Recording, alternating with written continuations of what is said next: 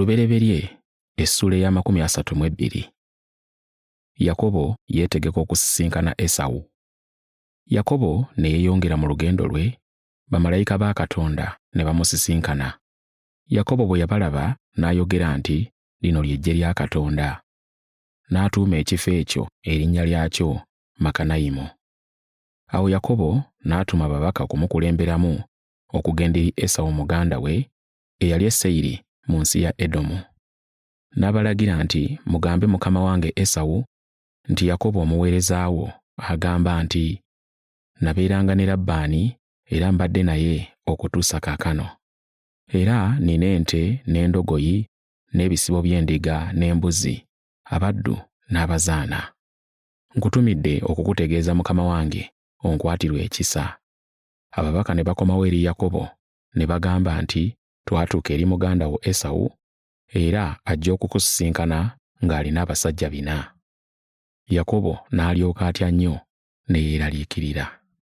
N'ayawulamu ebibinja 2 mu bantu abaali naye ne mu bisibo by'embuzi n'endiga n'ente n'eŋŋamira. N'ayogera nti, Esawu bw'anaatuukira ku kibiina ekimu n'akikuba, ekibiina ekinaasigalawo kinaawona. Yakobo n'ayogera nti, Ayi Katonda wa jjajjange Ibulayimu era Katonda wa kitange Isaaka, Ayi Mukama eyaŋŋamba nti, ddayo mu nsi y'ewammwe era eri baganda bo, nange nnaakukolanga bulungi. Sisaanira n'akatono ekisa kyonna n'obwesigwa bwonna bye wandaga nze omuweereza wo.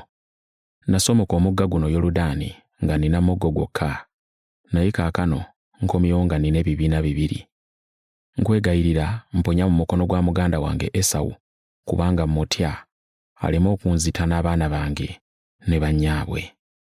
Naawe wayogera nti siremenga kukukola bulungi, era naafuulanga ezzadde lyo ng'omusenyu ogw'oku nnyanja ogutabalika olw'obulungi. N'asula awo ekiro ekyo, n'atoola ku ebyo bye yali nabyo okuba ekirabo kya Esawu muganda we, embuzi enkazi 2 n'ennume 2, endiga enkazi 2 n'ennume 2, eŋŋamira ezikamibwa 3 n'abaana baazo, ente enkazi 4 n'eza sseddume 10, endogoyi enkazi 2 n'abaana baazo 10. N'abikwasa abaddu be buli kisibo nga kiri kyokka, n'abagamba nti, munkulembere musomoke, naye mulekawo ebbanga wakati w'ekisibo n'ekisibo. N'alagira eyakulembera ng'ayogera nti, Esawu muganda wange bw'anaakusisinkana n'akubuuza nti oli waani, ogenda wa, era ebyo by'oli nabyo by'ani? Oddangamu nti bya muddu wo Yakobo, kye kirabo ky'aweereza mukama wange Esawu. Era Yakobo yennyini atuvaako mabega. Era n'alagira n'owokubiri n'owokusatu ne bonna abaagoba ebisibo ng'ayogera nti, Esawu bwe munaamusisinkana munaamugamba nti omuddu wo Yakobo atuvaako mabega.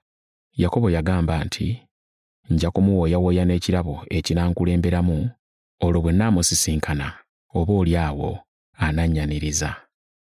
Awo ekirabo ne kimukulemberamu, kyokka ye n'asula awo mu lusiisira ekiro ekyo. Yakobo amegganira e Penueri. Yakobo n'agolokoka ekiro ekyo, n'atwala bakazi be bombi, n'abazaana be bombi, n'abaana be 11, n'asomoka omugga Yabboki. N'abatwala n'abasomosa akagga, n'asomosa ne byonna bye yalina. Kyokka ye n'asigalayo yekka. Awo omusajja n'ajja n'ameggana naye okutuusa emmambya lwe yasala. Awo omusajja bwe yalaba nga tajja kumegga Yakobo, n'amukoma ku bbunwe wa Yakobo n'anuuka ng'ameggana naye. N'agamba Yakobo nti, ntaŋŋende kubanga emmambya esala. Yakobo n'ayogera nti, sijja kukuta wabula ng'ompadde omukisa. Omusajja n'amubuuza nti, erinnya lyo gwani? N'amuddamu nti, nze Yakobo. N'ayogera nti, erinnya lyo terikyali Yakobo, wabula onooyitibwanga Isirayiri, kubanga owakanye ne Katonda n'abantu era owangudde. Yakobo n'amugamba nti, nkwegayiridde mbuulira erinnya lyo. Omusajja n'addamu nti, kiki ekikumbuuzisa erinnya lyange? N'amuweera mu kifo ekyo omukisa. Yakobo n'atuuma ekifo ekyo erinnya lyalyo Penueri, ng'agamba nti, ndabaganye ne Katonda maaso n'amaaso ne nsigala nga ndi mulamu. Enjuba n'emwakako ng'ava e Penueri ng'awenyera olwa bbunwe we. N'okutuusa kaakati Abayisirayiri kyebava tebalya ekinywa ekiri ku bbunwe, kubanga ku kinywa ekyo omusajja kwe yakoma.